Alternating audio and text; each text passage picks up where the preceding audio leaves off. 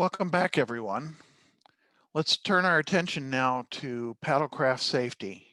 Paddling is the fastest growing segment of the boating community. Paddlecraft are small, easy to handle, and can be cheap to buy. Unfortunately, as more and more people buy kayaks and paddlecraft, more are getting into trouble out on the water. Dr. Robin Pope is with us today to give us some pointers on being safe on paddlecraft. Robin is an instructor, trainer, educator for the American Canoe Association in both swiftwater rescue and whitewater kayaking.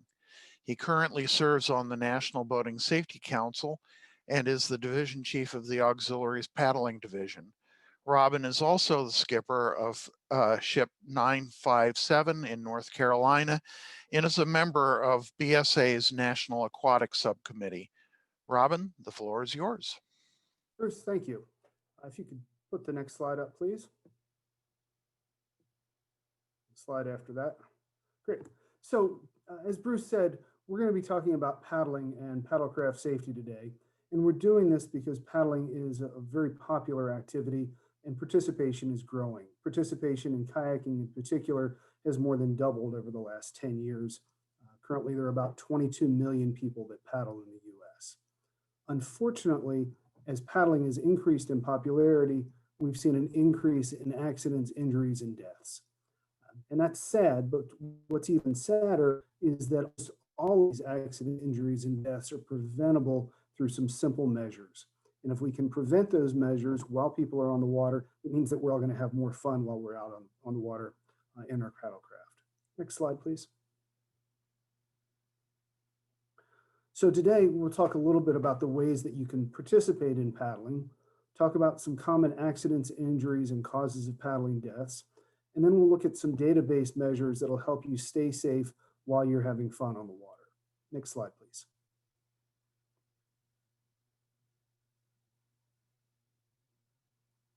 So there are lots of ways that you can go paddling. Typical craft include canoes, very popular in Boy Scouting, kayaks, which are the most popular paddlecraft on the water right now. Rafts and inflatables craft are very popular. And then stand-up paddleboarding has become increasingly popular over the last 5 to 10 years. We can paddle all sorts of places. Ponds and lakes are very popular, particularly when people start out. They're a nice, safe place to learn skills. You can paddle on rivers, ranging from the river you see in the picture here, which is a nice, easy one, up through much more challenging waters, class 3-4 whitewater. You can paddle in the ocean, and again, ranging from very easy protected areas to much more challenging conditions. And then you can paddle and surf. Next slide, please. So about 22 million people paddled in 2019, and common accidents included falling overboard, capsizing, and collisions. And when we think of collisions, we often think of a boat running into something else. You'd have to be a really fast paddler to paddle into something hard enough to hurt yourself, though. Instead, in paddling, we're often run over by another boat, and often that's a motorized craft, or we run into debris that puts us in a position where we can't rescue ourselves.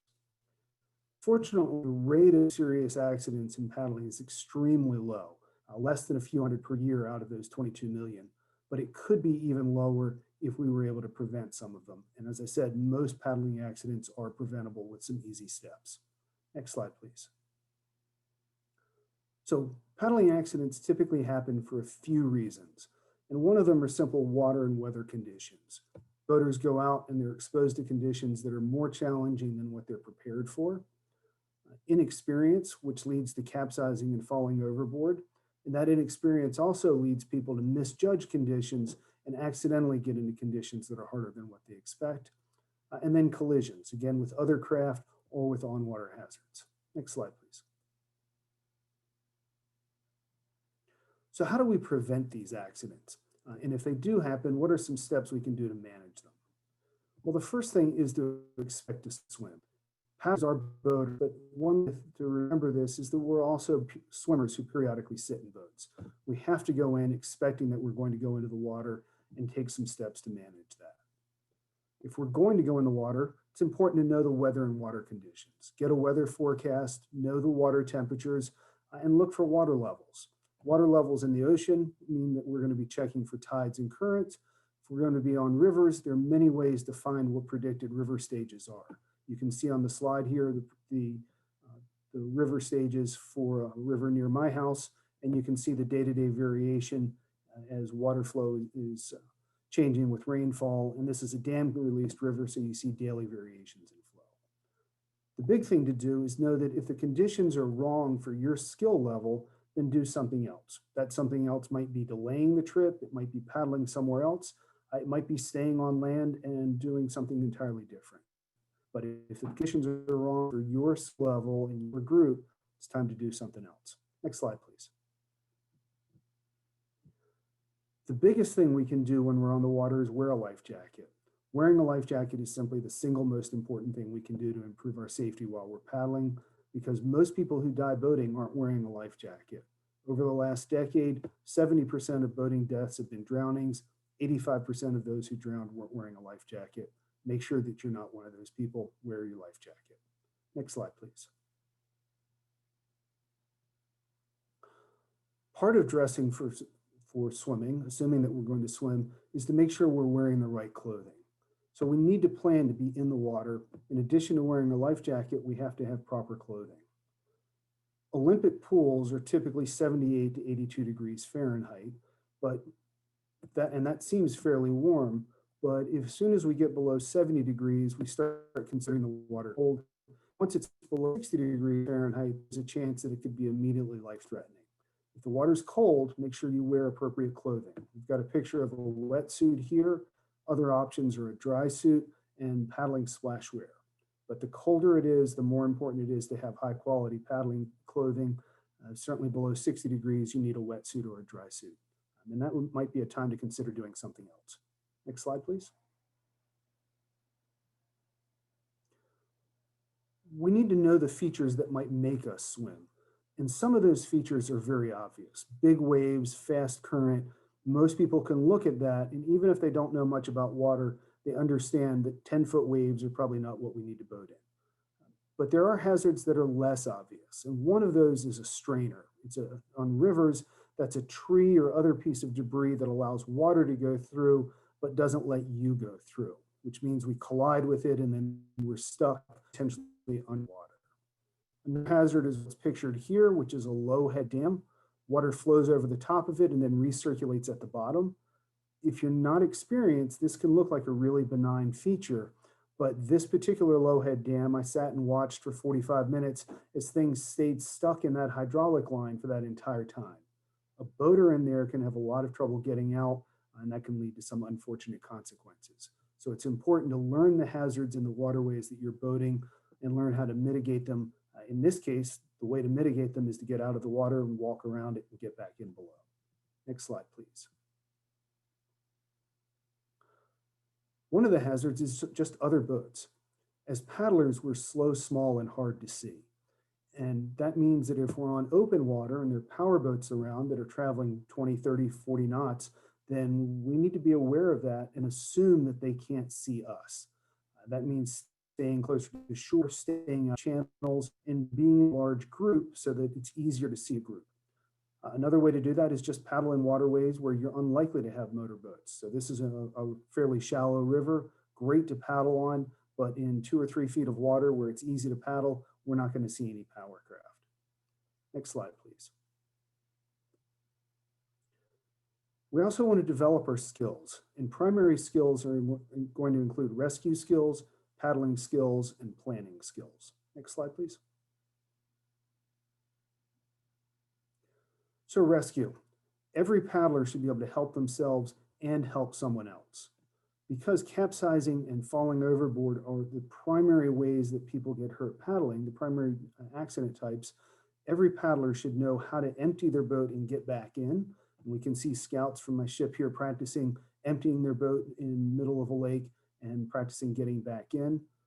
The time to do this is long before you need it. This is a hot summer day, nice controlled conditions, relatively close to shore, so that if anyone had real trouble practicing, they could easily get to shore and we could assess what was going on. But once they've learned this, we can put it in more challenging conditions. Other things we can do are know how to tow a paddler to shore and then as you learn more and more skills, learning how to roll your boat back up so that if you capsize, you can assist yourself without anyone else around. Next slide, please.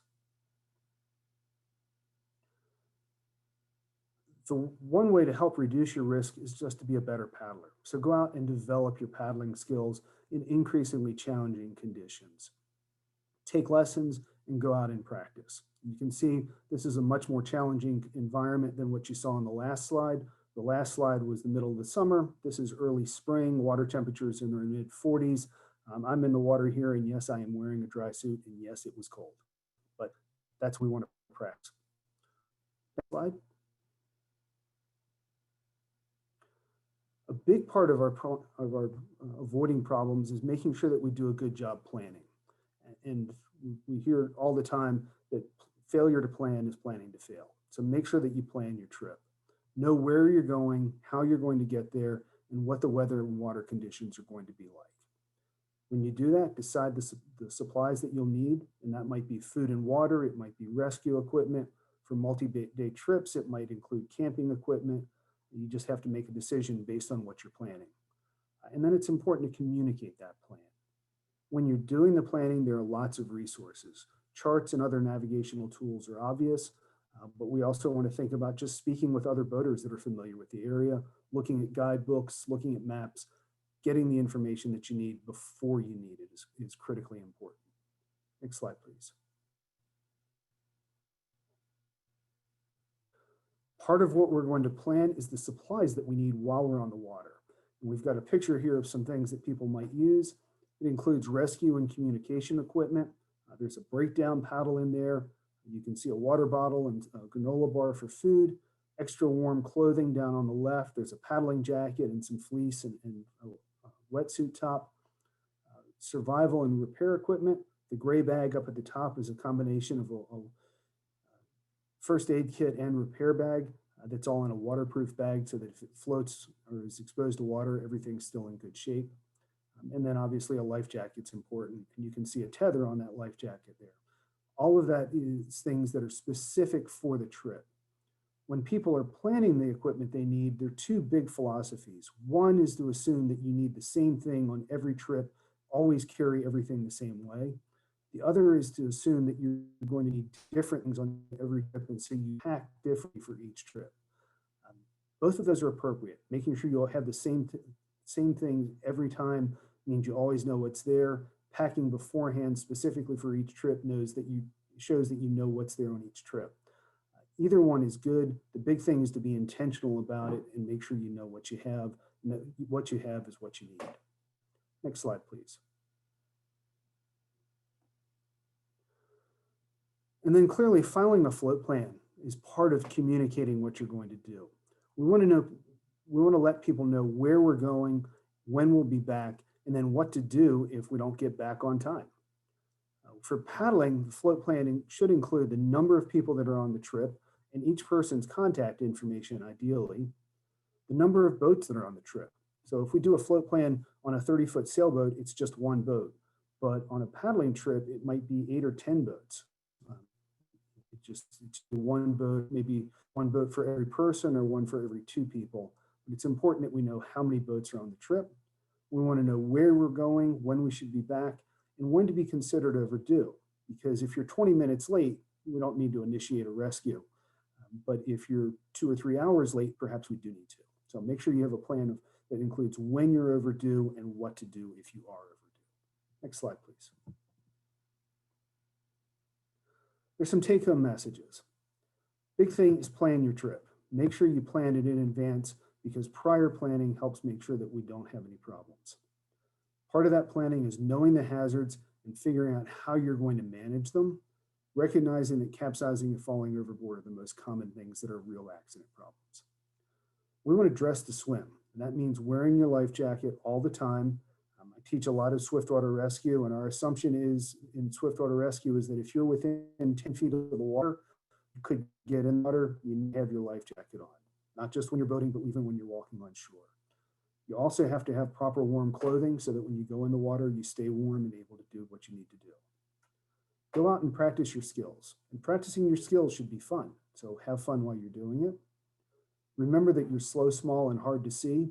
Look out for power boats. They move much faster than you. And if they don't see you until the last minute, it's hard to avoid collisions. So it's our job as paddlers to stay out of their way because it's much easier for us to see them than for them to see us. And then finally, remember, paddling is about having fun. So go out, stay safe, and have fun. I'll be happy to answer any questions.